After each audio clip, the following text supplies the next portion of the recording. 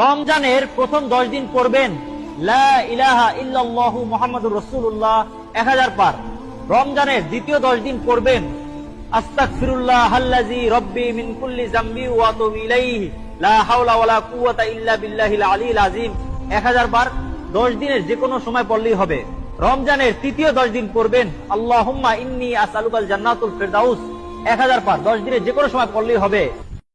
রমজানের প্রথম 10 দিন পড়বেন লা ইলাহা ইল্লাল্লাহু মুহাম্মাদুর রাসূলুল্লাহ 1000 বার।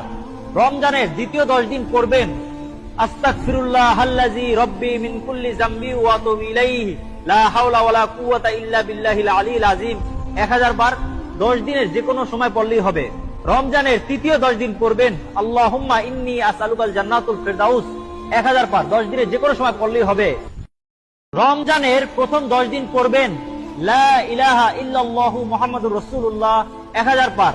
রমজানের দ্বিতীয় 10 দিন পড়বেন আস্তাগফিরুল্লাহাল্লাযী রব্বি মিন কুল্লি যামবি ওয়া আতুবু ইলাইহি লা হাওলা ওয়ালা কুওয়াতা ইল্লা বিল্লাহিল আলিয়্যিল আযীম 1000 বার। 10 দিনের যে কোনো সময় পড়লেই হবে।